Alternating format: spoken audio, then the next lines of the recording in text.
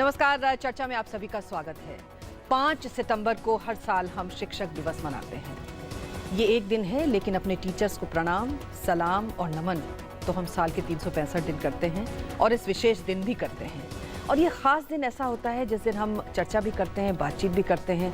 ख़ास तौर पर बदलते हुए इस टाइम में, बदलते हुए इस दौर में आखिर हमारे शिक्षकों की क्या कुछ भूमिका है। हम जानते हैं कि ये वैश्विक दौर है, ग्लोबलाइजेशन का दौर है, जहाँ वर्चुअल क्लासरूम्स हैं, जहाँ डिस्टेंस लर्निंग है, तमाम ऐसी चीज़ें हैं। ख़ास तौर से इंफॉर्मेशन के क्षेत्र में अगर हम देखें तो ये सूचना क्रांति का युग कहा जाता है। तो ऐसे युग में हमारे टीचर्स की क्या कुछ भूमिका है इस बदलते युग में, आज इसी पर हम बात करेंगे, चर्चा करेंगे। और इस चर्चा में हमेशा की तरह हमारे साथ हमारी जनता जनार्दन, जिसमें हमारे टीचर्स भी हैं, स्टूडेंट्स भी हैं और हमारे विशिष्ट मेहमान यहाँ मौजूद हैं। आइए सबसे पहले उनका परिचय हम आपसे कराएं। हमारे साथ सुधीश पचौरी जी हैं, प्रोफेसर सुधीश पचौरी, शिक्षाविद, जाने माने DU से। बहुत बहुत स्वागत है आपका। इंदिरा यादव जी, एक और शिक्षाविद जिन्होंने बच्चों के साथ में बहुत काम किया, एजुकेशन में बहुत काम किया। बहुत बहुत स्वागत है इंदिरा जी आपका। हमारे साथ डॉक्टर उमा तुली हैं, जो कि एक मिशन पर निकली हुई हैं और दिव्यांगों की शिक्षा के लिए अभूतपूर्व काम कर रही हैं। बधाई के साथ साथ बहुत बहुत स्वागत आपका। हमारे साथ प्रोफेसर पुष्पेश पंत, जाने माने शिक्षाविद, सामाजिक और राजनीतिक विश्लेषक।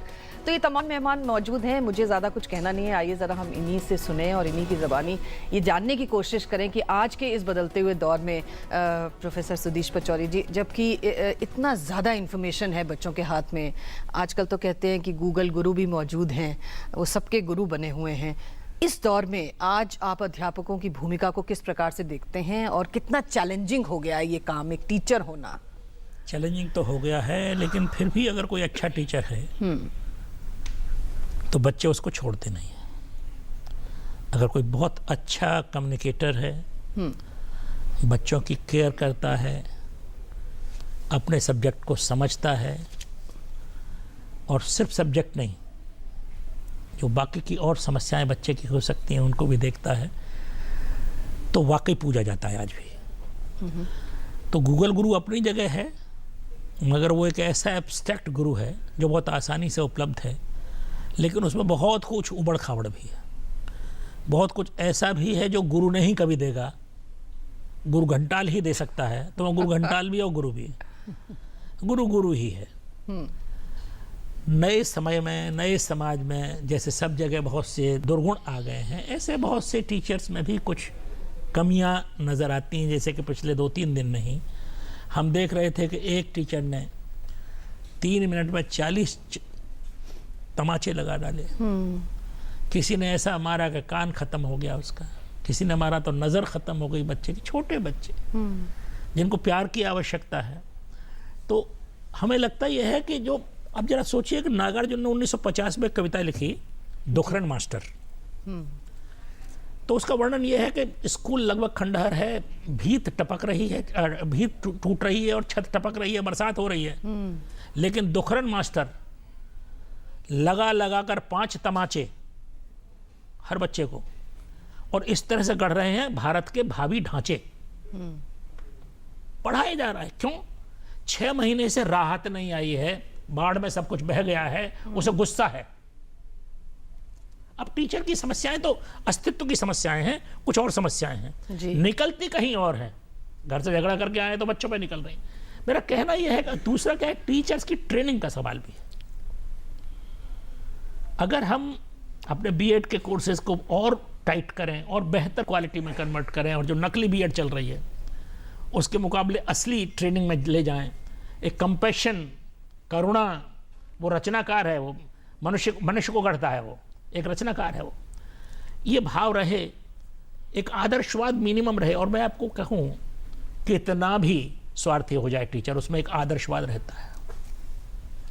वो धीरे धीरे खिरता रहता है, ख़त्म होता रहता है। हम एक अच्छे टीचर के उत्साह में जाते हैं, नए नए कर डालेंगे कुछ ना कुछ, फिर कहीं इधर का थपेड़ा मारा, कहीं उधर का थपेड़ा मारा, घर में थपेड़ा लगा, बाहर थपेड़ा लगा, हम लक्ष्य भूल गए और एक दूसरे ढंग के बन गए। जी, इसमें कोई शक नहीं है कि थपेड़े लगते हैं, लेकिन वो खेवन हार की तरह अपनी कश्ती को आगे बढ़ाता है, इसमें कोई शक नहीं है सुधीर जी। और इंदिरा यादव जी हमारे साथ। इंदिरा जी, आपने तो छोटे बच्चों के साथ बहुत पढ़ाया है, बहुत काम किया। अभी तो छोटा बच्चा बहुत बड़ा बन गया है, छोटा बच्चा असमय बड़ा हो चुका है, और उसकी वजह भी यही है कि इतना कुछ उसके आसपास घटित हो रहा है, इतना कुछ वो देख रहा है, बिट्स में, बाइट्स में। किस प्रकार से देख रही हैं आज, खासतौर से उस स्कूली शिक्षक को जो इस छोटे बच्चे को गढ़ने का काम करता है? हाँ, देखिए, ऐसा है कि शिक्षक की भूमिका में कुछ तो कभी से ले लीजिए आप, प्राचीन काल से और कभी तक जाएगा ये, कुछ सनातन मूल्य होते हैं, वो तो न कभी बदले न बदले। जैसे ज्यादातर आपने बता दिए हैं सुदेश जी ने कि मतलब जब तक संवेदनशीलता ना हो, जब तक थोड़ी बच्चे के प्रति मोहब्बत ना हो, उसको समझने की इच्छा ना हो, तब तक वो पूरा तो नहीं है, संपूर्ण नहीं है। लेकिन मैं ये कहूँगी कि भूमिका अब और भी जटिल हो गई है जी। हम बहुत ज़्यादा उसके ऊपर भार डालते जाते हैं। मैं बताती हूँ क्यों। संयुक्त परिवार विघटित हो गए, माता पिता अधिकांश दोनों वर्किंग हो गए, लेबर से ले लीजिए, लेबर क्लास से ले लीजिए, हाई क्लास तक चले जाइए। मतलब बालक अगर लगातार कोई समय एक मतलब एक रूप होकर के कहीं बिताता है, तो विद्यालय के 5-6 घंटे हैं, उसमें वह अध्यापक के संपर्क में आता है, उसे ध्यान से देखता है, तो भूमिका कितनी अहम हो गई इससे आप अंदाज़ा लगा लीजिए। घर में 2 घंटे 1 घंटे समय होता है माँ बाप के पास, बाकी समय में वो पूरा चाहते हैं कि हमारा भी सर न खाए, टीवी देखे, कुछ करे वो, पर हमें न कहे कुछ। बहुत कम माँ बाप ऐसे हैं आज भी जो समय निकाल पा रहे हैं, और माँ बाप भी बहुत सारी उलझनों में फंस गए। टीवी देखना भी आवश्यक है, सोशलाइज करना भी आवश्यक है, बहुत बहुत चीज़ें हैं। तो मेरा कहने का मतलब है कि अध्यापक की भूमिका यदि पहले जैसे कहते हैं कि भाई उसकी डायमेंशंस 5-6 थी, अभी वो 10 हो गई और भी अधिक बढ़ गई, कि आपको ये भी देखना है कि वो बालक जो है उसके प्रति मतलब क्या क्या पूछे उससे, कि कहीं से कोई स्रोत बच्चे को भी ऐसा मिले जिसको वो आदर्श के रूप में देखे। आदर्श तो नहीं मिल रहा है उसे। और आपने कहा कि आदर्शवाद बचता है, रहता है, मैं तो अभी भी मानती हूँ कि जब प्रारंभ में अध्यापक आता है तो आज भी उतने ही सपने लेकर आता है। वो सोचता है कि मैं जो बच्चे रखूँगा अपने पास, उनको तो मैं बिल्कुल बदल दूँगा। लेकिन कई बार काम के बोझ, कई बार अपने व्यक्तिगत समस्याओं से थोड़ा थोड़ा वो आपने बताया वो बदलता है। लेकिन मैं ये मानती हूँ कि आज भी यदि सबसे अधिक परिवर्तित कोई बालक को कर सकता है तो अध्यापक कर सकता है। उसकी भूमिका कोई और ले ही नहीं सकता। तो इसके लिए ज़रूरी है कि अध्यापक आज भी उस तरह तैयार किया जाए जैसे कोई डॉक्टर तैयार किया जाता है। देखिए, उसको एक तरह से सब कुछ बता दिया जाता है, तो अध्यापक को भी कि मुझे सारी जीवन जब तक मैं बच्चों के संपर्क में रहूँगा, पहली बात उनको समझना है, फिर ये ढूंढना है कि मैं अपने कौन से संप्रेषण, कौन से कम्युनिकेशन से इनको जो बात मुझे बतानी है वो सबसे ज़्यादा बता सकता हूँ। ज्ञान दे दिया, लेकिन ज्ञान का एप्लीकेशन भी देना होगा, और फिर उसको मोटिवेटेड कर रखना पड़ेगा पूरा टाइम। डेली मोटिवेशन की आवश्यकता होती बच्ची की। यदि आप प्रेज नहीं कर सकते, यदि आप हर बच्चे के लिए कोई ना कोई अच्छी चीज ढूंढकर, गुण ढूंढ करके, पर इंदिरा जी आजकल के टीचर्स के पास तो टाइम ही नहीं है। उनको आप कहो तो वो कहते हैं कि जी 40-45 बच्चे हैं मेरे पास, इसके लिए टाइम है। आप हफ्ते में एक दिन एक बच्चा ढूंढ लीजिए, 5 ढूंढ लीजिए। अगर आप बच्चे की तारीफ नहीं करेंगे, वो इंस्पायर और मोटिवेट नहीं होगा, लर्निंग ब्लॉक हो जाए। इंदिरा जी, मेरा बेटा कहता है कि मेरी जब टीचर आती है वो थकी हुई होती है लास्ट पीरियड में, वो ऐसे बैठ जाती है, वो कहती है मैं 11 सेक्शन लेती हूँ। अब आप बताइए, उसकी भी तो व्यथा है, वो क्या करे? ऑफ कोर्स, मैं तो कहा कि उससे डायमेंशंस बढ़ती जा रही हैं। क्या करें उसके लिए? मतलब वो उसकी तरफ से भी सोचा जाना चाहिए। बिल्कुल। लेकिन मैं उसके रोल को नहीं नकार सकती। ओके, भूमिका। हमारे साथ डॉक्टर उमा तुली हैं। उमा जी, दिव्यांगों के लिए आप इतना कुछ काम कर रही हैं और एक मिशन के तौर पर आपने लिया है कि उनको इंक्लूसिव एजुकेशन में लेके जाना, न सिर्फ एजुकेशन बल्कि स्पोर्ट्स के क्षेत्र में भी और इन तमाम क्षेत्रों में। ये बताइए कि एक तो बच्चा, ऊपर से अगर उसको कोई तकलीफ है शारीरिक और वो दिव्यांग है, तो उसके लिए और बड़ी चुनौती है। ऐसी चुनौतियों से निपटने के लिए हमारा टीचर कितना आपको लगता है कि उसके पास में ये है कि वो उन्हें संभाल सकता है, उसके पास वो सब चीज़ें हैं कि वो उनकी केयर कर सकता है? मैं सोचती हूँ शिक्षा और शिक्षक दोनों ही बहुत महत्वपूर्ण रोल प्ले करते हैं हमारी लाइफ में। और जब ये समेकित शिक्षा का सवाल आता है, इंक्लूसिव एजुकेशन का, तो एक चुनौती और बढ़ जाती है। इंदिरा जी ने बहुत सही कहा कि बच्चे के साथ शिक्षक को कितना काम करना होता है। हर रोज़ क्रिएटिव होना होता है, हर रोज़ इंफॉर्मेटिव होना होता है, किसी ना किसी तरह से रुचि पैदा करनी है। पर मैं उस बात पर और जाना चाहूँगी कि शिक्षक के लिए हमारे क्लास में बच्चे चाहे दिव्यांग हों या सामान्य हों, बच्चे तो बच्चे ही हैं और उनका राइट भी उतना ही है। तो हम बार बार ये ना कहें कि हमें इंक्लूसिव एजुकेशन को प्रमोट करना है, हमें ये कहना है कि इंक्लूसिव एजुकेशन होनी ही है और आज कोशिश हो रही है। बहुत सालों से इसके ऊपर हम लोग प्रयास कर रहे थे।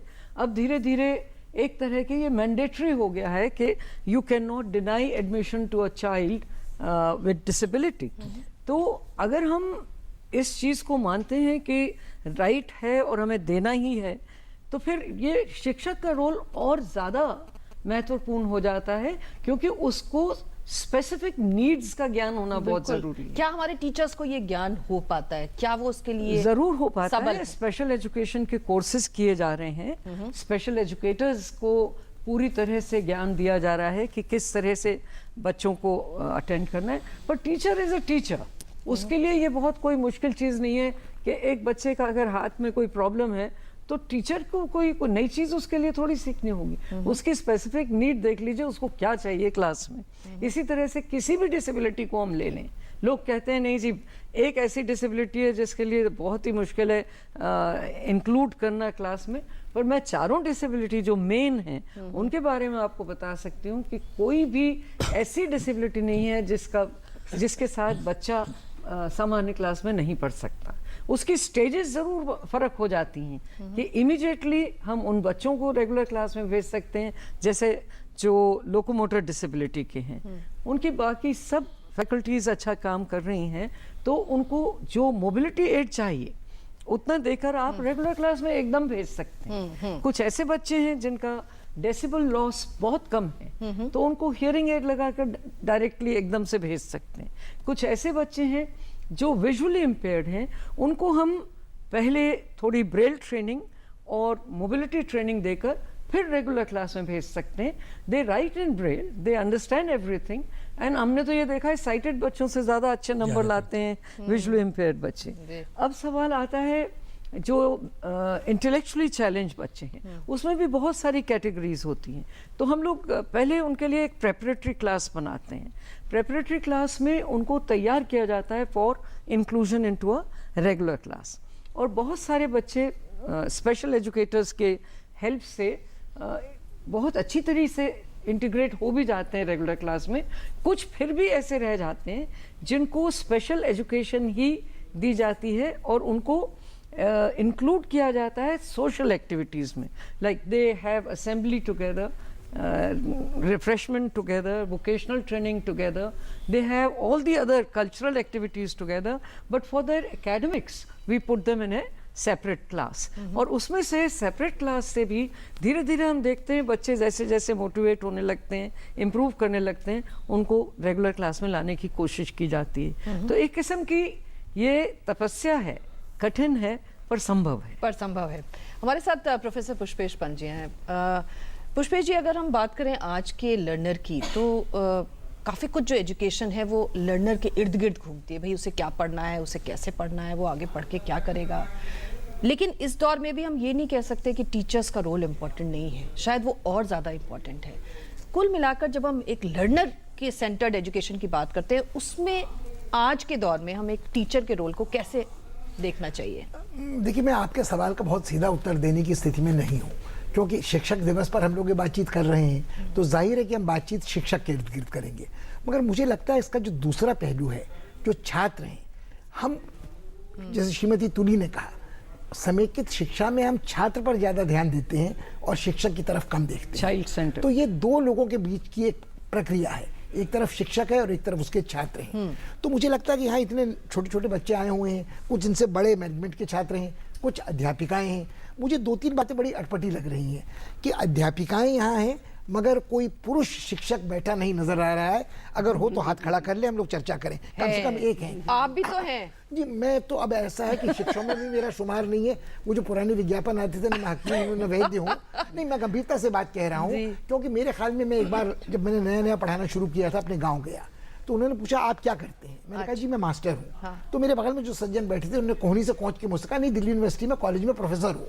तो मुझे लगता है जो एक ये वर्ण व्यवस्था सी थी कि एक व्यक्ति है शिक्षक जो स्कूल में पढ़ाता है, एक व्यक्ति है जो यूनिवर्सिटी में पढ़ाता है, वो प्रोफेसर है, कॉलेज वाला बीच में कहीं आता है। स्कूल में जो पढ़ाता है, दून स्कूल जैसे स्कूल में, मेयो जैसे स्कूल में, मॉडर्न जैसे स्कूल में, सेंट पॉल्स जैसे स्कूल में, वो वरिष्ठता के क्रम में, श्रेष्ठता के क्रम में कहीं ऊपर है। जिसने राजा रजवाड़ों के बच्चों को पढ़ाया है, जहाँ श्रेष्ठ वर्ग के बच्चों को पढ़ाया है, वो जिंदगी भर आदर का पात्र है। वो एक प्रतिष्ठित स्कूल से दूसरे प्रतिष्ठित स्कूल में चला जाता है। मगर जो सरकारी स्कूल में पढ़ाता है, जिसका जिक्र सुधीश भाई ने एक बड़ी मार्मिक कविता की कुछ पंक्तियों को याद दिलाकर किया था, जिसकी भीत टूट रही है, जिसकी छत टपक रही है, जो मास्टर तमाचे मार मार कर नए सांचे में भारत के ढाल रहा है, जिसकी जिंदगी कट गई है 18-19 वर्ष की उम्र से लगभग शायद रिटायर होने की उम्र तक। हाँ। तो पढ़ाते पढ़ाते मुझे 42 वर्ष हुए और आपने सवाल पूछा क्या आप शिक्षक नहीं है, तो मैं आज भी अपने को ईमानदारी के साथ शिक्षक कहने की हिम्मत नहीं जुटा पाता हूं, क्योंकि मैंने कितने छात्रों को क्या पढ़ाया, क्या सिखाया, इसका हिसाब मैं अपने खाते में नहीं निकाल सकता हूं। जब मैं याद करता हूं अपने गांव के स्कूल के अध्यापकों को, तो आज भी 70 साल की उम्र में मुझे याद आते हैं वो शास्त्री जी जिन्होंने हमें संस्कृत पढ़ाई थी, रमेशचंद्र शाह जी जैसे प्रोफेसर जिन्होंने हमें दर्जा 10 में भौतिक शास्त्र और रसायन शास्त्र पढ़ाया था, बाद में बड़े प्रसिद्ध साहित्यकार हुए। मगर मुझे लगता है मुझे अपने आदर के पात्र सारे शिक्षक याद आते हैं, मगर मैं अपने दिल में झांक कर नहीं कह सकता हूं कि मेरे छात्र मुझे इस तरह याद कर रहे होंगे। एक बात। दूसरी बात, मुझे लगता है कि देखिए हम में से कौन व्यक्ति ऐसा है जो शिक्षक नहीं है। हर शिक्षक होने के अलावा एक इंसान होता है। वो माँ है, बाप है, भाई है, बहन है। तो हम अपने बच्चों को कुछ न कुछ घर पे बिना ये सोचे बहुत कुछ सिखाते हैं कि हम शिक्षक हैं, हम पेशेवर शिक्षक हैं। कक्षा में हमारी भूमिका एक है, मगर हम अपने घर में अपने परिवार के सदस्यों को बहुत कुछ सिखाते हैं। 2-3 बातों से मुझे इतराज़ है आपकी बुनियादी स्थापनाओं से, हमेशा की तरह, कि आप कह रहे हैं कि आजकल ये हो रहा है, डिस्टेंस लर्निंग भी आ गई, आजकल बहुत सारी चीज़ें आ गई। तो डिस्टेंस लर्निंग तो तब भी थी जब एकलव्य अकेले जंगल में बैठकर कुछ न कुछ द्रोणाचार्य की कृपा के बिना सीख रहा था। तब भी ऐसे दुष्ट अध्यापक थे जो शिक्षक का अंगूठा कटवा देते थे, क्षमा कीजिएगा, और ऐसे गुस्सावर शिक्षक भी थे जिन्होंने कर्ण को श्राप दे डाला था, परशुराम जैसे। तो छात्र अपनी क्षमता से क्या कुछ सीखता है, हम उसकी तरफ ध्यान नहीं देते हैं। मुझे लगता है कि देखिए बहुत बड़ा अंतर यह है कि इस देश में बहुत सारी चीज़ों पर नियंत्रण हो गया है। कि आपने कहा कि अब शैक्षिक परिषद, राष्ट्रीय शैक्षिक परिषद एक पाठ्यक्रम बनाएगी, तो बरसों झगड़ा उसको लेकर चलता रहेगा कि वो भगवा पाठ्यक्रम था कि गुलाबी पाठ्यक्रम था, वो पुस्तकें ऑक्सफोर्ड यूनिवर्सिटी प्रेस ने छापी थी कि आपने किसी सस्ते प्रकाशक से छापी थी, या क्या हुआ था। और फिर आप देखें तो उनके फिर पुनर्पाठ, उनके संशोधन की बात होती रहेगी। या ये होगा कि आप शिक्षकों को शिक्षा दीजिए और जैसा आपने कहा बेहतर प्रशिक्षण की ज़रूरत है, नंबर 2 की बीएड की ज़रूरत ना हो। अगर आप विश्वविद्यालय में पढ़ाते हैं तो यूजीसी निर्धारित करेगी, स्कूल में पढ़ाते हैं तो राष्ट्रीय शिक्षा परिषद निर्धारित करेगी। उनके अध्यक्षों का, उनके सलाहकारों का, उनके विशेषज्ञों का स्वरूप बदलता रहेगा, तो बेचारे बच्चे तो मारे ही जाते रहेंगे उसमें। एक पक्ष ये होगा। दूसरे, मुझे लगता है कि वो बात भी कि आजकल बहुत कुछ बच्चे अपने पास पड़ोस से सीखता है, ये सिद्धार्थ गौतम के ज़माने से चला आ रहा है, जिनको बाप ने बंद कर दिया था राजमहल में कि ये न देखे, ये न सीख सके। हाँ। मगर तब भी एक बूढ़े, एक बीमार, एक मृतक को देखकर सिद्धार्थ के मन में वैराग्य आया। तो ये समस्या भी बिना स्कूल जाए बहुत कुछ पढ़ने की, सीखने की बहुत लोगों में है। इस देश के सबसे प्रतिभाशाली व्यक्तियों में रामानुजन ने स्कूली पढ़ाई के बाद कुछ नहीं किया था, और गणित में उनका लोहा हार्डी जैसे लोग कैम्ब्रिज वाले माना करते थे। तो मुझे लगता नहीं कि इसी देश में विक्रम साराभाई भी हुए हैं, भाभा भी हुए हैं जिन्होंने श्रेष्ठतम स्कूलों में पढ़ाई की, और यहीं मेघनाथ साहब भी हुए हैं जो नंगे पैर रहते थे, स्कूल से निकाले गए थे आज़ादी की लड़ाई के दौरान, और यहीं वो शिक्षक भी हुए हैं सर शांति स्वरूप भटनागर जैसे, जिन्होंने अंग्रेज़ों से सर का खिताब लिया और BHU का कुल गीत लिखा है। तो मुझे लगता है कि इस भारत में शिक्षक की भूमिका इतनी फर्क रही है। राधाकृष्णन राष्ट्रपति थे, हम उनका शिक्षक दिवस मनाते हैं, मगर जाकिर हुसैन भी शिक्षक थे जो जामिया के संस्थापक थे। रविन्द्रनाथ ठाकुर जो खुद स्नातक नहीं थे, स्कूली पढ़ाई छोड़कर भागे थे, वो शांति निकेतन और विश्व भारती के संस्थापक थे। तो मुझे लगता है कि इतने प्रकार के शिक्षक भारत में हुए हैं और हमारे इर्द गिर्द आज भी हैं, तो नया बहुत कुछ हो नहीं रहा है। जी, नया बहुत कुछ हो नहीं रहा है, लेकिन नया करने की ज़रूरत ज़रूर है, क्योंकि इसमें कोई शक नहीं है कि जिस युग में आज हम रह रहे हैं वो उन युगों से जाहिर है बहुत अंतर से आगे है जो पिछले रह चुके हैं। कुल मिलाकर छात्र की भी इसमें एक भूमिका है, अगर एक रोल मॉडल की उसको भी ज़रूरत है। छात्र की भी हम बात करेंगे, पेरेंट्स की भी हम बात करेंगे, क्योंकि इसमें कोई शक नहीं है कि पेरेंट्स हमें जन्म देते हैं और शिक्षक हमारे जीवन को बनाने वाला है। इनकी तमाम संबंधों की भी बात करेंगे, क्योंकि ये भी उसके रोल को डिफाइन करते हैं। एक छोटा सा ब्रेक लेते हैं, जनता जनार्दन से भी बात करेंगे। आप देखते रहिए चर्चा में।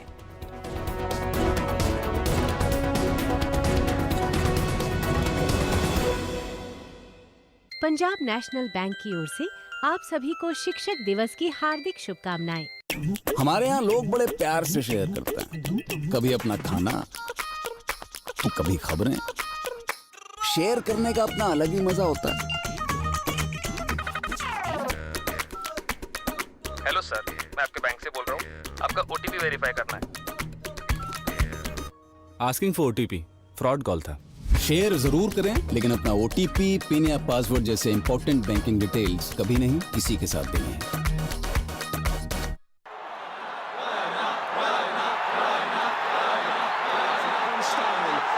Magnificent strike into the crowd. India lift the World Cup after 8 years. 2019 world cup अब दूर नहीं, अभी से जीत की शुरुआत करनी होगी।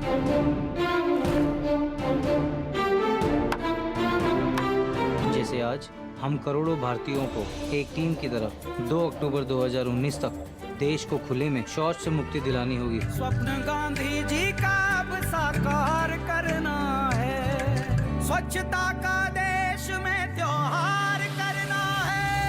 स्वच्छ भारत का इरादा कर लिया हमने, देश से अपने वादा, ये वादा कर लिया हमने। मिशन 2 अक्टूबर 2019 मिलकर पूरा करेंगे हम। उठेंगे भाग्य हमारे, स्वच्छ बनेगा। शहरी विकास मंत्रालय द्वारा जनहित में जारी। नमस्कार। जन जन की भागीदारी से स्वच्छ भारत का महाअभियान 3 वर्षों में एक जन आंदोलन बन चुका है। स्वच्छता की राष्ट्रव्यापी चेतना की लहर में शामिल होने के लिए हम आपको आमंत्रित कर रहे हैं। देखिए, आपको एक निबंध लिखना है या एक 2-3 मिनट की लघु फिल्म बनानी है जिसका शीर्षक या विषय हो कि आप स्वच्छता के लिए क्या करेंगे। सर्वश्रेष्ठ प्रविष्टियों यानी एंट्रीज को 2 अक्टूबर को राष्ट्रीय स्तर पर स्वच्छ संकल्प से स्वच्छ सिद्धि ये पुरस्कार दिए जाएंगे। इसके अतिरिक्त जिलों और राज्यों में भी पुरस्कार दिए जाएंगे। अधिक जानकारी के लिए आप लॉगिन कर सकते हैं mygov.in यानी mygov.in पर, या फिर newindia.in NEWINDIA.in पर, या फिर अपने स्कूल, जिलाधिकारी या ग्राम पंचायत से आप संपर्क कर सकते हैं। आइए मिलकर बनाते हैं एक स्वच्छ भारत। पंजाब नेशनल बैंक की ओर से आप सभी को शिक्षक दिवस की हार्दिक शुभकामनाएं। हमारे यहाँ लोग बड़े प्यार से शेयर करते हैं, कभी अपना खाना तो कभी खबरें। शेयर करने का अपना अलग ही मजा होता है। हेलो सर, मैं आपके बैंक से बोल रहा हूँ, आपका ओटीपी वेरीफाई करना है। Asking for OTP fraud call था। शेयर जरूर करें, लेकिन अपना ओटीपी, पिन या पासवर्ड जैसे इंपॉर्टेंट बैंकिंग डिटेल्स कभी नहीं किसी के साथ देंगे। जन्म से लेकर 5 साल तक की उम्र के बच्चों को 7 बार टीकाकरण के लिए लेकर जाना है। 7 बार में से एक भी छूटना नहीं चाहिए। ये जिम्मेदारी हम सबकी है। ये जो बीच के टीके भूल जाते हैं ना, ये देखिए अच्छी बात नहीं है। सारे टीके समय से लगेंगे, तभी जानलेवा बीमारियों से बच्चों को सुरक्षा मिलेगी। 5 साल 7 बार छूटे ना टीका एक भी बार।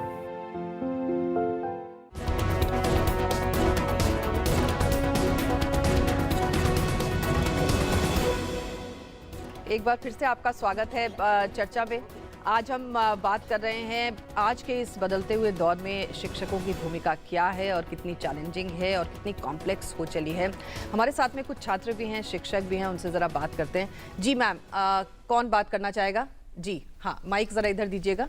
हाँ मैं just as a training teacher हूँ एंड सर मैंने काफ़ी स्कूल्स में गई हूँ, बट मैंने एक स्थिति देखी है, जो कॉन्वेंट स्कूल्स होते हैं, पब्लिक स्कूल्स होते हैं, वहाँ का लेवल, बेसिक लेवल बहुत ही अच्छा चल रहा है। सिलेबस कंप्लीट करिए, it's okay, very good. But अगर मैं गवर्नमेंट स्कूल्स में जाती हूँ, मैं कोई इंडिविजुअली नाम नहीं लूँगी कोई भी स्कूल का, बिकॉज सर अब क्या कहें उस चीज़ के लिए, बट सर मैं इतना ज़रूर बताना चाहूँगी, 12th तक बच्चे क्रॉस कर रहे हैं but they didn't know any basic knowledge. इसके लिए हम क्या कर सकते हैं सर? क्योंकि बच्चा पढ़ते जा रहा है, सिलेबस कंप्लीट करते जा रहा है, बट क्या कर रहा है, उससे कोई फ़ायदा हो रहा है जब उसको बेसिक नॉलेज नहीं है? He didn't know about any tense, rather he could be in 11th class, 12th class. मेरे ख्याल में आप थोड़ा ज्यादा कृपालु हो रही हैं पब्लिक स्कूल्स के प्रति, कॉन्वेंट स्कूल्स के प्रति। वहाँ के भी ऐसे छात्र हैं जिनको अंग्रेजी बोलने में स्पेलिंग मिस्टेक्स करते हैं, लिखने में नहीं। Yes, sir. तो मुझे लगता है कि उनका सामान्य ज्ञान भी किसी से बेहतर ज्यादा नहीं है। हम अभिभूत और आतंकित रहते हैं, मगर जो कारण आप कह रही हैं वो शिक्षक की कमी या दोष नहीं है। वो जिस परिवेश से आते हैं, उस परिवेश में घर का माहौल ऐसा होता है कि उनको घर में परवरिश ऐसी होती है कि स्कूल के बाहर भी उनके पास साधन होते हैं, वो भाषा अच्छी सीख सकते हैं, पढ़े लिखे माँ बाप के साथ संवाद कर सकते हैं, अपनी मुश्किलों का हल ढूंढ सकते हैं। मगर ये जरूरी नहीं कि गणित के अध्यापक का लड़का अनायास पहली बार में IIT में दाखिला ले ले। हमारे एक मित्र थे, बड़ी दुर्भाग्यपूर्ण घटना थी, उनका लड़का असफल होने के बाद उसने आत्महत्या भी कर ली थी। पिता IIT में प्रोफेसर थे, बड़े समर्थ हिंदी के लेखक भी थे, मगर उनका लड़का बड़ा प्रतिभाशाली था। क्योंकि जरूरी नहीं कि ये हो। जहाँ तक आपके प्रश्न का बुनियादी सवाल है, मेरा मानना है कि जनतांत्रिक देश में दोहरी शिक्षा व्यवस्था नहीं होनी चाहिए, सबके लिए समान शिक्षा होनी चाहिए। इसमें मेरा विचार लोहियावादी है कि जिस देश में दो जनता के हिस्सों के लिए, तबकों के लिए दो तरह की शिक्षा हो, वहाँ ये दिक्कत हमेशा चलती है। जी मैम पूछिए, बोलिए। मातृभाषा हमारी हिंदी, सर हम ज़्यादा अभी कहीं जा रहे हैं, कुछ बोले ज़्यादा हम मायने रखते हैं इंग्लिश का, बट हम संस्कृत और हिंदी का उतना मायने नहीं रखते। बट इसके विषय में हमें ध्यान रखना चाहिए क्योंकि ये हमारी मातृभाषा है। सुधीर जी, मेरे ख्याल में सुधीर जी इसका बेहतर उत्तर देंगे। ये झगड़ा सिर्फ हिंदी और अंग्रेजी का नहीं है, ये मातृभाषा और अंग्रेजी का है। जी जी, जो आप कह रही हैं ये असल में कुछ तो हम ये भी मान के चलते हैं कि जैसे ये हमें दंडित किया जा रहा है। अगर आप कायदे से हिंदी बोलें जी जी, तो अंग्रेजी वाले को मजबूर होना पड़ेगा आपकी हिंदी को समझने के लिए। यस, एक सर यही बात और है। दूसरी बात कि थोड़ी अंग्रेजी सीख लेने में कोई हानि नहीं है, कोई बेइज्जती नहीं है। जी बिल्कुल ठीक बात। यस सर, तब आप बाइलिंगुअल हो जाएंगे और अंग्रेजी वाले से सवाए हो जाएंगे। मगर टीचर्स के परिप्रेक्ष्य में ये सवाल तो आपने मैं उठाया, दूसरी बात जो जानना चाह रही थी मैं ये नहीं टीचर्स के, देखिए जो मेरा अपना अनुभव है करीब लंबा, खूब लंबा है। प्राइमरी भले ही ना पढ़ाया हो, लेकिन प्राइमरी पढ़ाता हूँ। बच्चे हमारे यहाँ प्राइमरी पढ़ के ही आते हैं। दिल्ली यूनिवर्सिटी में BA कर जाएगा बच्चा, MA कर जाएगा बच्चा, PhD कर रहा है बच्चा, वाइवा हो रहा है, और एक सवाल पूछिए तो हकलाने लगता है। आता है उसे, लेकिन हकला जाता है। जी, इंटरव्यू जाइए, वो इंटरव्यू देने जा रहा है तो उसका पसीना आ जाता है। कारण क्या है? हम अपने स्कूलों में इन बच्चों को कोई फोरम, कोई मंच नहीं देते। अभी तक की शिक्षा का मॉडल ये रहा है कि टीचर बोलेगा, नोट्स लिखाएगा, बच्चा रटेगा, निकल जाएगा, 5 क्वेश्चन होंगे, इंपॉर्टेंट पढ़ा दिए, चल भाई जा। अभी तक मोटा मोटा मॉडल ये है कि इधर से आएगा, वो रटेगा, अब तो फोटोकॉपी करा लेता है, उसे रटा ट्रा करके निकल जाता है। ये जो सॉफ्ट स्किल्स स्कूल इसे देता है। अच्छा टीचर इन कोमल जो शैलियां हैं, रचनात्मक शैलियां, उनको देता है। बिल्कुल। जैसे अगर ये छोटी बच्ची बैठी है, इसकी जो क्षमता है उसके हिसाब से टीचर तो वो ज्ञानी है जो तुरंत भांप लेगा माथा देख करके कि भाई ये इसमें क्या गुण है, उसी गुण को गाना गा सकती है, गाए, नाच सकती है, नाचे। यही इसका हुनर है। जरूरी नहीं है कि अंग्रेजी अच्छी पढ़ ले, कोई जरूरी नहीं है। मैं अपना एक स्टूडेंट बता रहा हूँ, राजमिस्त्री का काम करता था वो, और हमारे यहाँ कल्चरल इवेंट हुआ, उसमें उसने डांस का एक कंपटीशन था। ऑनर्स का स्टूडेंट, दिन भर राजमिस्त्री का काम करता था। वो नाचा साहब, और वो सर्वोत्तम नाचा, उसे इनाम मिल गया। मैंने पूछा भाई तू करता क्या यार इतना, और बिल्कुल कमजोर। तो उसने नहीं बताया, लेकिन दूसरों ने बताया कि साहब ये दिन भर अपने बाप के साथ में राजमिस्त्री का काम करता है, शाम को ये पढ़ने आता है ना। हुनर किसका कहाँ निकले कोई नहीं जानता। इस हुनर को और आपकी जो कम्युनिकेशन की जो क्षमता है वो तब बढ़ती है जब मैं कह दूं बेटा जरा जो आता है तुझे सुना दे, तो मैं बच्चे से सुनूं, एक इंटरैक्टिव क्लासरूम बनाऊं। बिल्कुल बिल्कुल ठीक बात है, ये पहचानना टीचर का काम है। जी हमारे साथ में एक और टीचर हैं, बोलिए। मैं लगभग 17 सालों से पढ़ा रही हूँ और मैंने ऐसा महसूस किया है कि जो शुरुआती दौर था हमारे शिक्षण का, टीचिंग का, उस समय के माहौल और आज में फ़र्क है। अच्छा। फ़र्क शायद जैसे कि मैम ने बोला कि आप किसी भी तबके में जाइए, सब किसी भी क्लास में जाइए तो वर्किंग पेरेंट्स हो गए हैं और बच्चों को सुनने के लिए कोई नहीं है, ना घर में कोई मिलता है उन्हें, जो दोस्त हैं फ्रेंड्स हैं उनका सुनना सुनाना अलग तरह का होता है। तो यहाँ पर टीचर का रोल और ज़्यादा बढ़ गया है, क्योंकि अगर हम ज़रा सा उन्हें सुनते हैं ना तो वो बिल्कुल बच्चे दिल खोल देते हैं अपना, और वो दिल इस लेवल तक खोलते हैं कि उनको लगता है कि बस मुझे सुबह जाके इनसे मिलना है और लास्ट में इनसे मिलकर जाना है, सारा कुछ शेयर करना है, क्योंकि घर में उनके पास कोई है ही नहीं बात करने के लिए। और जैसा ही हम ऐसा करने, अगर एक टीचर इतना भी शुरू कर दे तो ऑटोमेटिकली बच्चे अपने बन जाते हैं और सेकेंडली उनकी एजुकेशन लाइन पर आ जाती है। आपको कहने की जरूरत ही नहीं पड़ती कि आपको पढ़ना है या आपको ये रटना है। एजुकेशन खाली किताब को पढ़ना नहीं है, एजुकेशन का बहुत वास्ट एरिया है। जी जिस तरह के सिलेबस आजकल हैं इतनी सारी, और फिर उसके साथ में काफी सारी एक्स्ट्रा करिकुलर एक्टिविटीज भी हैं जिसमें टीचर बेचारे की हालत खराब रहती है। कहाँ से दिल खोल के वो सुनेगा बच्चों को, कहाँ से अपने इसके ये पैदा कर दिया है आपको ने। क्या ये आपको लगता है कि ये एक ब्रिज है इसके बीच में, या आपको लगता है कि नहीं ऐसा नहीं है, क्योंकि हम तो दूसरे किससे ज्यादा सुनते हैं? ऐसा बिल्कुल नहीं है। वो जो सिलेबस है उसको पढ़ाते वक्त ही इस तरह के अपनी तरफ से क्रिएटिविटी पैदा की जा सकती है कि उस बच्चों की टैलेंट आए, बच्चे उसमें शामिल हो। ये जो हम चाइल्ड सेंट्रिक, लर्नर सेंट्रिक कहते हैं, इन सब का मतलब एक ही है केवल कि अध्यापक अपनी जो भी पढ़ा रहा है उसमें पूरी क्लास को इन्वॉल्व करे और उनकी सबकी भी कभी मुख खोले, ये क्या चुप, यहाँ भी चुप, घर में भी चुप, अम्मा के पास भी चुप, बाबा के पास भी चुप, मोहल्ले में भी चुप, तो क्या सीखेगा फिर? तो वो हकलाएगा ही सर। ये देखिए कि आपने जैसे पुष्प होता है ना, वो इतना है तो उसको और खिलाने वाली बात है। बिल्कुल बच्चा तो बिल्कुल अनगढ़ आता है आपके पास, आपको तो सब यत्न करने पड़ेंगे। आसान नहीं है जी टीचर का काम, बहुत मुश्किल है, बहुत मुश्किल है, बिल्कुल माँ जैसा है जी। बालक माँ बनाती है, आप बहुत सारे बालकों को कुछ समय के लिए बनाते हो। लेकिन क्या ये एक अट्रैक्टिव करियर है? क्या ये एक अट्रैक्टिव करियर रह गया अभी लोगों के लिए? मेरे विचार से तो अट्रैक्टिव उनके लिए है जो कुछ आदर्श जीवन के रखते हैं अपने मन में। जिन्हें पैसा ही कमाना है उनके लिए अट्रैक्टिव नहीं है, लेकिन आइडियल लाइफ जीनी है तो उनके लिए तो टीचर बहुत ही अच्छा एक प्रोफेशन है। मेरा तो मतलब अपना मानना ये है कि बच्चों के साथ काम करते करते तो आदमी बालक रहता है, उसका बाल सुलभ मन जो है वो हमेशा जिंदा रहता है और आकर्षक रहता है। और इतने सामाजिक होती हैं टीचर्स, इतनी अधिक कि मतलब उनसे मिलके 10 मिनट में आपको पता लग जाएगा कि इनका इंटरेक्शन बच्चों के साथ हो रहा है, क्योंकि आपको समझाने लगेगी कोई भी बात। पर मेरे विचार से ये जो हम टीचिंग की बात कर रहे हैं उसमें एडमिनिस्ट्रेशन भी इस तरह का होना चाहिए कि होलिस्टिक अप्रोच हो। Vocational training, sports, cultural activity should be a part of the whole curriculum. ये नहीं होना चाहिए कि बच्चा सिर्फ पढ़ता ही पढ़ता रहे। बिल्कुल सही बात है जी। हाँ, मैं ये कहना चाहता था कि ये जो स्टूडेंट्स हैं ये भी तो टीचर हैं। बिल्कुल पीयर ग्रुप जरा इनकी सोच के देखो। नीलम जी मेरे ख्याल में वो किशोर मित्र बहुत देर से प्रतीक्षा कर रहा है। उसी की तरफ जा रहे हैं, उसी के पास माइक भी है।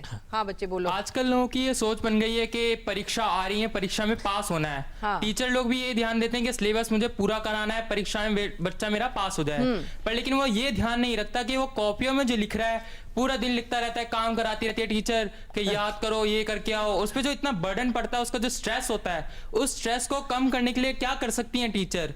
और जो परीक्षा में वो बच्चा फेल ना हो और उसकी पढ़ाई भी होती रहे, एजुकेशन भी मिलती रहे, तो उसके लिए क्या हो सकता है और क्या करें टीचर? इस बच्चे को थोड़ा बोलने दो, पहले बच्चे से सुनो। वो जो क्लास में आया है उसका असेसमेंट करो और फिर उसके हिसाब से जो जैसे गुण का है उसे आगे बढ़ने दो। और अगर वो ना बोलेगा तो तुम्हारा सारा पढ़ाना, उसकी एक्सप्रेशन ही नहीं बन रही, उसकी कम्युनिकेशन ही नहीं बन रही, तो लिखेगा क्या? नीलम जी मैं इसका उत्तर देना चाहता हूं। और दूसरा जो आपका प्रश्न है कि इतना लोड है, बच्चा करे क्या? लोड को घटाओ जी। कौन घटाएगा सर? एक मिनट भैया, ना, ना, ना। कौन घटाएगा? भाई साहब, सरकार घटाए? नहीं भाई साहब, अच्छा। सरकार तो जाए भारतीय में फिलहाल। नहीं, मैं भैया तुम्हारे प्रश्न का उत्तर देने को ईमानदारी से तैयार हूँ, यदि तुम सुन रहे हो बहुत संक्षेप में। जी। तुम जिंदगी में ये मानकर क्यों चल रहे हो कि तुमको कभी तनाव का सामना नहीं करना पड़ेगा, कभी तुम असफल नहीं होगे, हमेशा तुम्हारे अच्छे नंबर आएंगे। बहन जी ने अभी कहा कि टीचर एक माता होती है। अब मुझे इसका आप लिंग भेदी अन्यायी न समझिए, मेरे ख्याल में टीचर पुरुष भी होता है।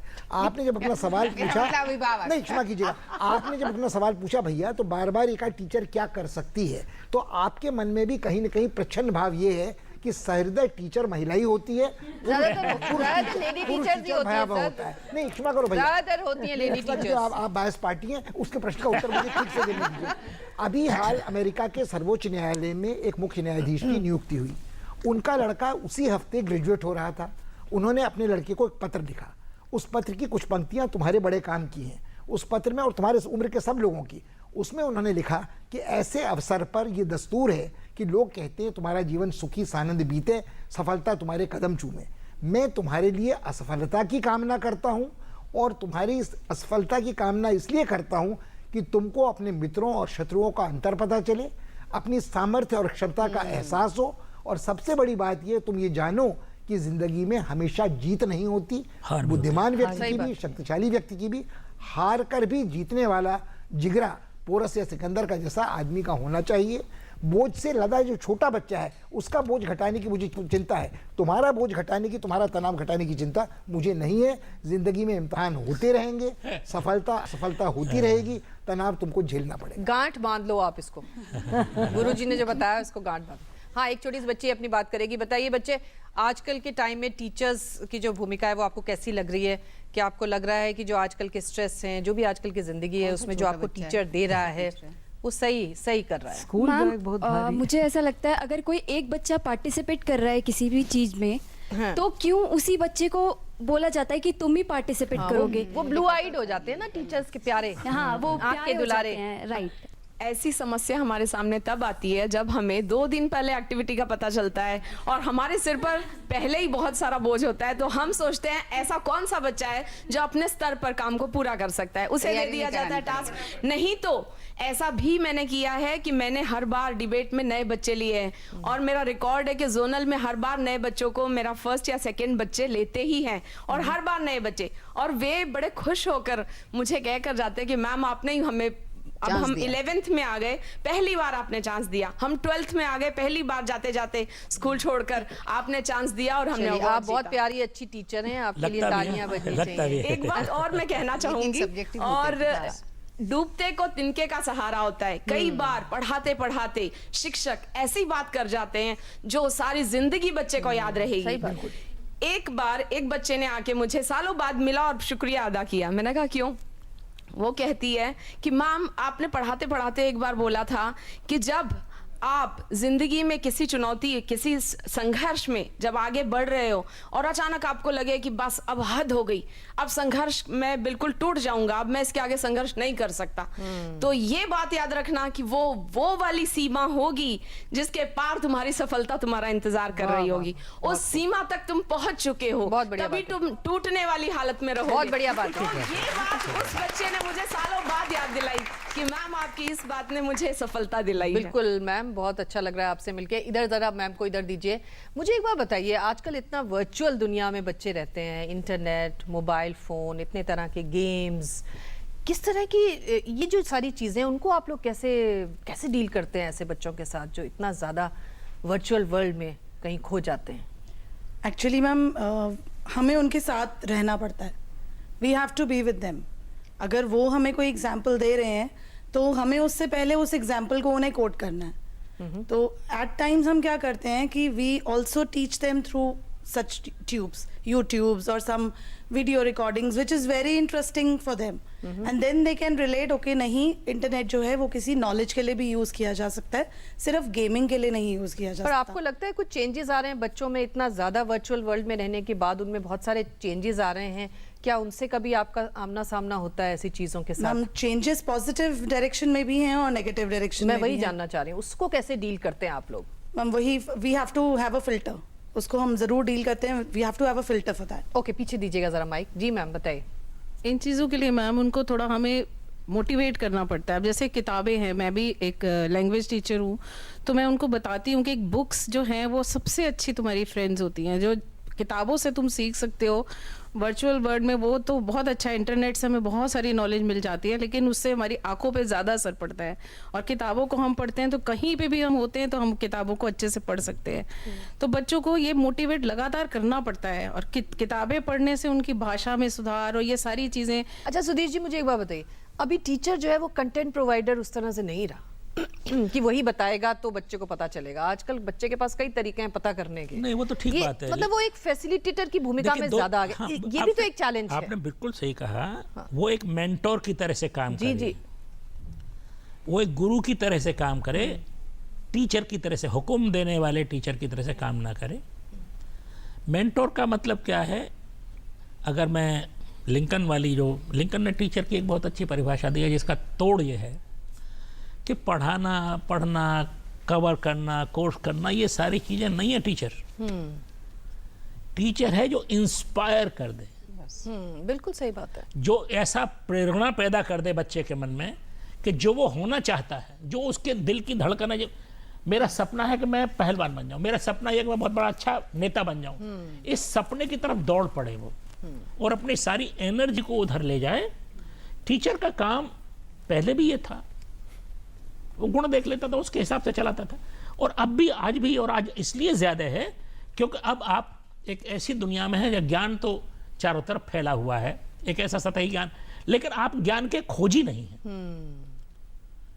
माने जब जीवक ने को किसी ने कहा कि भैया, उसके गुरु ने कहा कि जाओ जंगल में और ऐसी 3 जड़ी बूटियां खोज लाओ जिनका कोई उपयोग नहीं है.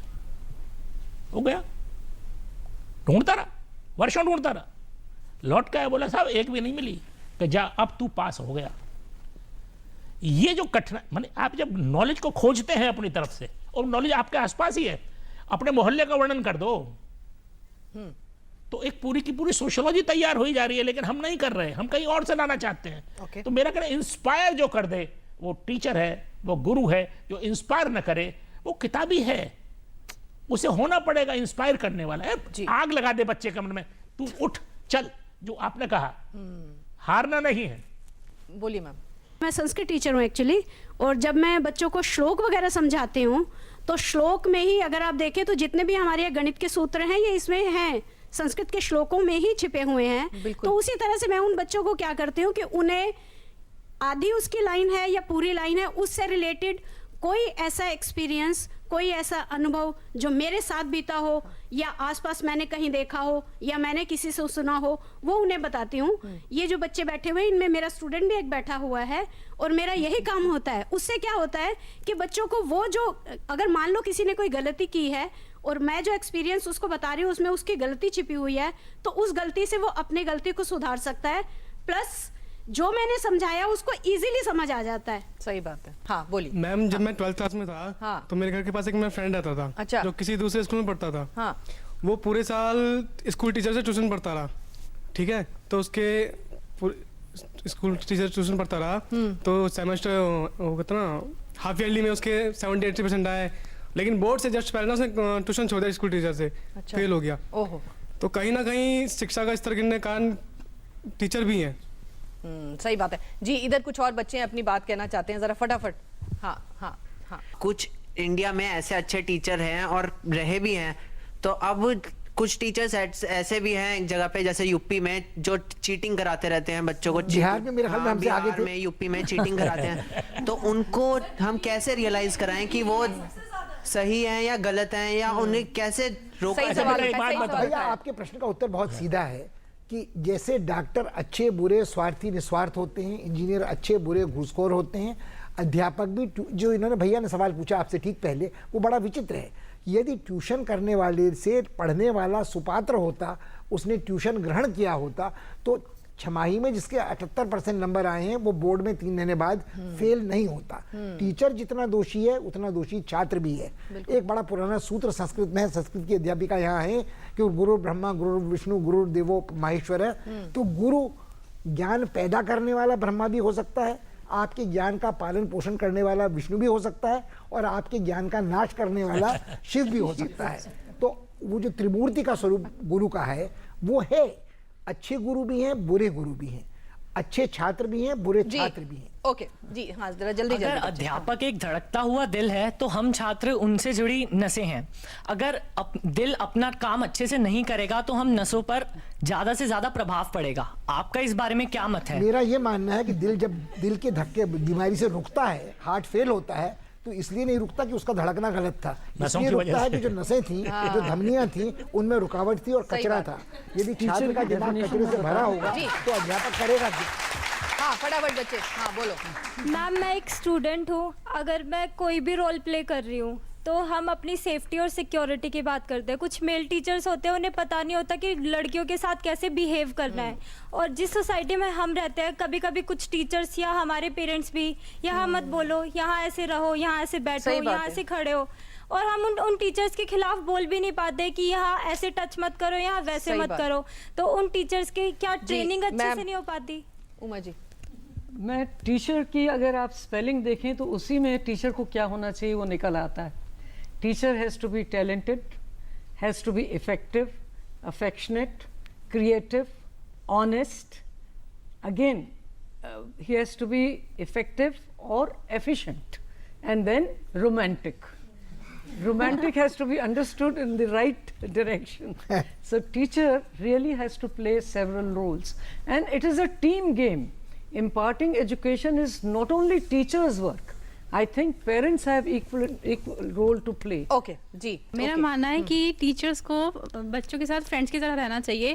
कई बार होता है कि हमें होमवर्क मिलता है कि तुम्हें कल ये करना, नहीं तो तुम्हें प्रिंसिपल के पास लेके जाएंगे ये करना, तो बच्चे डर के मारे कराते ही नहीं है। हाँ, फिर स्टूडेंट बाय करके निकल जाते हैं टीचर को फ्रेंड बनाने के चक्कर में।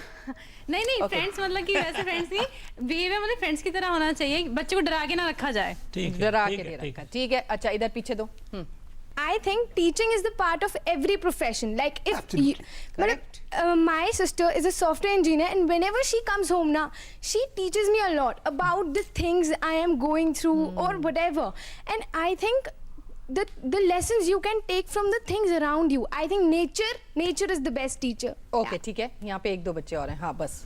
Sir I would like to ask कि जैसे पहले के टाइम में बहुत फॉर्मल रिलेशन होता था एक टीचर और स्टूडेंट के बीच में, but with changing times a little crisp of friendship is also coming there. तो सर इसके ऊपर आप क्या ब्रेक के बाद बताएंगे सर? हाँ बिल्कुल, ब्रेक के बाद हम इसके ऊपर अपनी चर्चा को जारी रखेंगे, फाइनल कमेंट्स लेंगे यहाँ मौजूद विशिष्ट मेहमानों से। एक छोटे से ब्रेक के बाद आप देखते रहिए चर्चा में।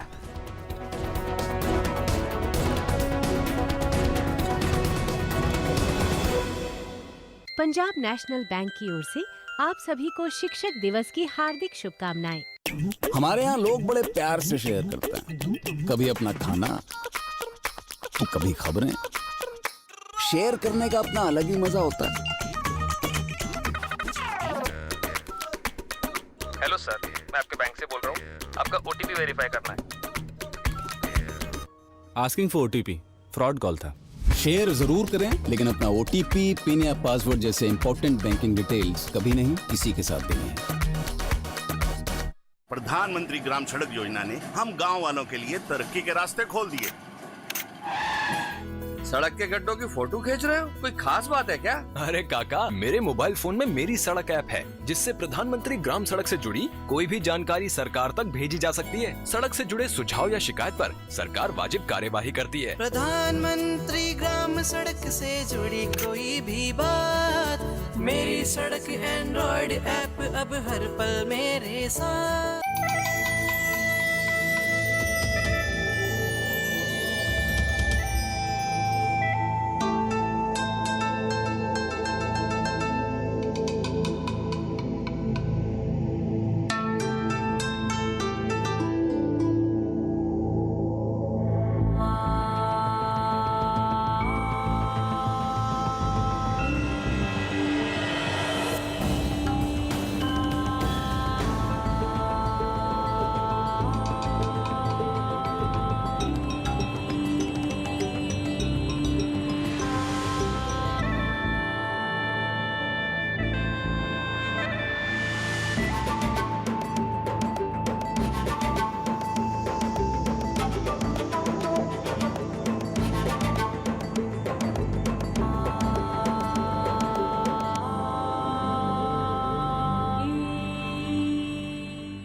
पंजाब नेशनल बैंक की ओर से आप सभी को शिक्षक दिवस की हार्दिक शुभकामनाएं। जन्म से लेकर 5 साल तक की उम्र के बच्चों को 7 बार टीकाकरण के लिए लेकर जाना है। 7 बार में से एक भी छूटना नहीं चाहिए। ये जिम्मेदारी हम सबकी है। ये जो बीच के टीके भूल जाते हैं ना, ये देखिए अच्छी बात नहीं है। सारे टीके समय से लगेंगे, तभी जानलेवा बीमारियों से बच्चों को सुरक्षा मिलेगी। 5 साल 7 बार, छूटे ना टीका एक भी बार। नमस्कार। जन जन की भागीदारी से स्वच्छ भारत का महाअभियान 3 वर्षों में एक जन आंदोलन बन चुका है। स्वच्छता की राष्ट्रव्यापी चेतना की लहर में शामिल होने के लिए हम आपको आमंत्रित कर रहे हैं। देखिए, आपको एक निबंध लिखना है या एक 2-3 मिनट की लघु फिल्म बनानी है जिसका शीर्षक या विषय हो कि आप स्वच्छता के लिए क्या करेंगे। सर्वश्रेष्ठ प्रविष्टियों यानी एंट्रीज को 2 अक्टूबर को राष्ट्रीय स्तर पर स्वच्छ संकल्प से स्वच्छ सिद्धि ये पुरस्कार दिए जाएंगे। इसके अतिरिक्त जिलों और राज्यों में भी पुरस्कार दिए जाएंगे। अधिक जानकारी के लिए आप लॉगिन कर सकते हैं mygov.in यानी mygov.in पर या फिर newindia.in NEWINDIA.in पर या फिर अपने स्कूल, जिलाधिकारी या ग्राम पंचायत से आप संपर्क कर सकते हैं। आइए मिलकर बनाते हैं एक स्वच्छ भारत। विदेश जाने वाले भारतीय श्रमिकों के लिए जरूरी सलाह। परदेश में नौकरी पाने के लिए केवल विदेश मंत्रालय के साथ पंजीकृत भर्ती एजेंटों के माध्यम से ही जाएं। फर्जी एजेंटों के जरिए न जाएं, वरना आप फंस सकते हैं। जाते समय किसी भी व्यक्ति द्वारा दिया गया कोई भी पैकेट लेकर न जाएं, आप फंस सकते हैं। जिस काम के लिए जा रहे हैं उसका थोड़ा प्रशिक्षण अवश्य लेकर जाएं। परदेश में नौकरी पाओ तो सुरक्षित जाओ, प्रशिक्षित जाओ। विदेश पहुंचते ही भारतीय दूतावास से संपर्क करें। परदेश में आपका दोस्त भारतीय दूतावास। विदेश मंत्रालय द्वारा जनहित में जारी।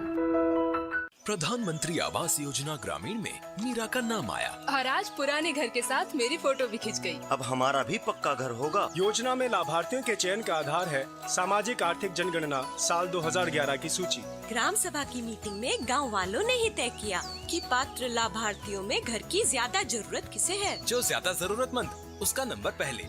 इसी क्रम में तैयार हुई वर्ष 2022 तक की प्रतीक्षा सूची। इसलिए किसी के बहकावे में मत आना।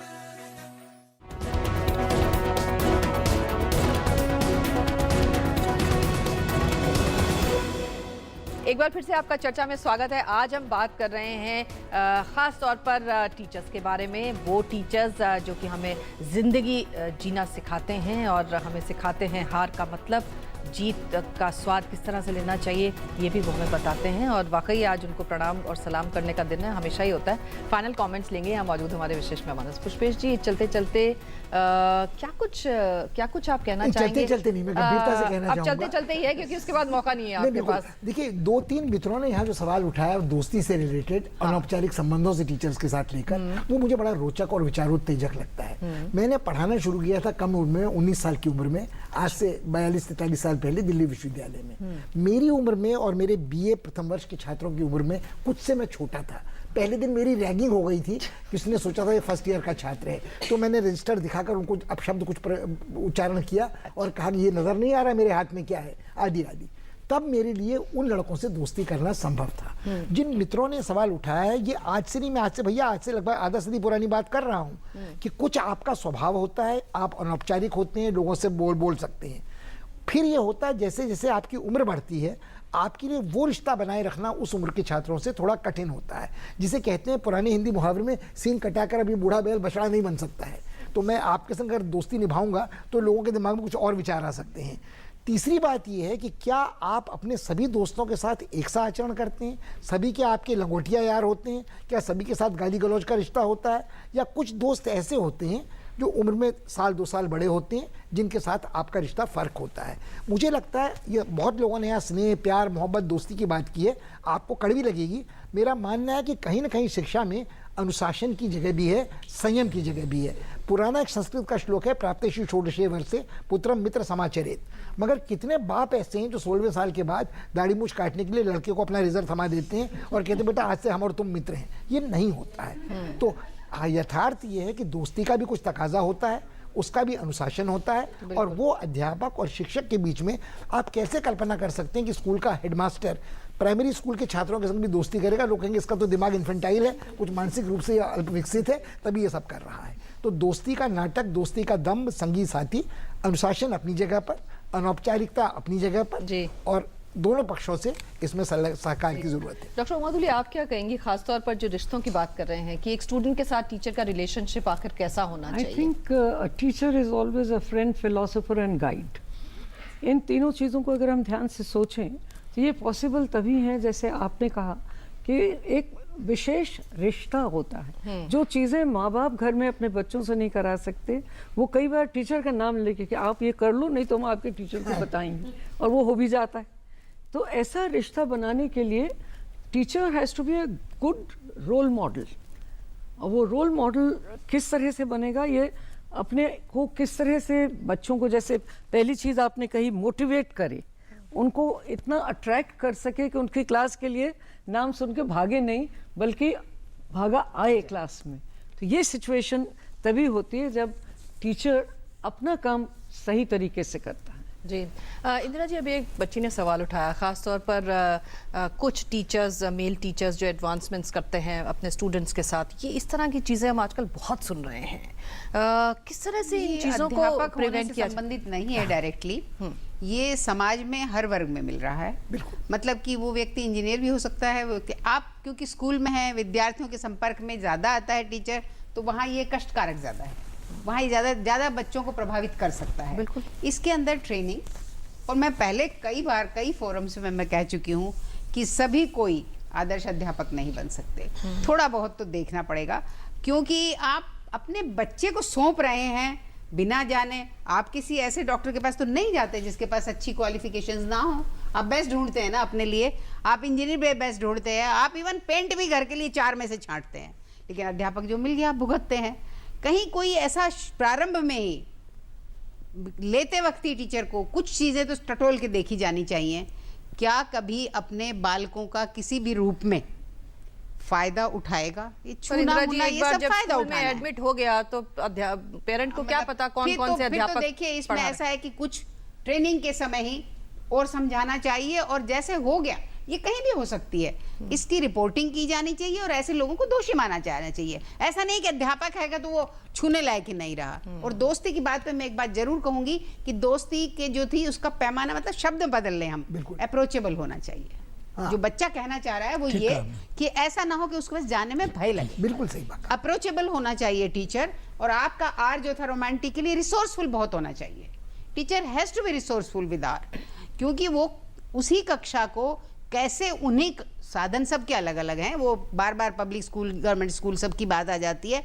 साधन कम होने पे भी कक्षा को कैसे इंटरेस्टिंग रखा जा सकता है, ये रिसोर्सफुल टीचर कर सकता है। जी। साधन कम होने पर भी, मन दुखी होने पर भी, साड़ी की फॉल रास्ते में बस में फटने पर भी आप घुसो और मुस्कुराहट के साथ घुसो, तो आप आदर्श अध्यापक हो। बिल्कुल। सुधीर जी कहते हैं कि जैसा टीचर वैसा ही बच्चा।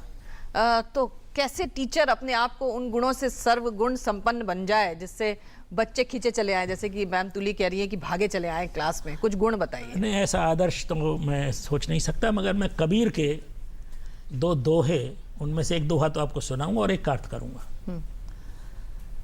कबीर ने गुरु और शिष्य के संबंधों के बारे में करीब नहीं तो 15 दोहे तो मैंने पढ़े हैं, उससे ज्यादा भी हो सकते हैं। सिख को ऐसा चाहिए गुरु से सर्वस ले, अच्छा, और गुरु को ऐसा चाहिए सिख से कछू न ले। शिक्षा दान है, ये तो पेमेंट अब है, इसी चक्कर में प्रॉब्लम आ गई है, वरना ज्ञान तो दान है। दूसरा, गुरु कुम्हार सिख कुंभ है, घड़ा है, कच्ची मिट्टी का घड़ा, और गुरु कुम्हार है, ह्यूमन रिसोर्स क्रिएट कर रहा है, मानव के सांचे क्रिएट कर रहा है। ये ईंट नहीं बना रहा है, ये दवा नहीं बना रहा है, ये पुल नहीं बना रहा है, ये पुल बनाने वाले को बना रहा है, ये ह्यूमन रिसोर्स को बना रहा है, ज्ञान को बना रहा है। ये सिंपल जड़ पदार्थ को निर्मित नहीं कर रहा है किसी को। तो गुरु कुम्हार सिख कुंभ है। तो कहते हैं कि अंदर हाथ संभार दे और बाहर बाहे चोट चोट, लगा। बाहर बाहे चोट। ये है गुरु। तभी घड़ा बनेगा, तभी उसमें पानी रुकेगा, तभी वो छलकेगा नहीं, वरना अधजल गगरी छलकत जाए। तो मेरा कहना यह है कि जरा गुरु और शिष्य के संबंधों पर जो कबीर ने लिखा है, क्या भाई गुरु को ऐसा चाहिए सिख को सर्वस्व दे, और सिख को ऐसा चाहिए गुरु से बिल्कुल। सर्वस्व दे। बिल्कुल। और मेरे ख्याल से इसके बाद तो शायद ही कुछ बचता है कहने के लिए। गुरु की महिमा अपरंपार है और वो हमेशा बनी रहेगी, और गुरुओं का सम्मान हमें हमेशा करना चाहिए, और इस बात को कभी नहीं भूलना चाहिए कि आज हम जो कुछ भी बनते हैं वो सिर्फ और सिर्फ अपने शिक्षकों की वजह से, अपने गुरुओं की वजह से बनते हैं। और इसी सम्मान के साथ आज का ये कार्यक्रम हम यहीं ख़त्म करेंगे। अगले हफ्ते फिर मुलाकात करेंगे, तब तक के लिए इजाज़त। नमस्कार। Thank you so much teachers and students, thank you. बहुत बढ़िया।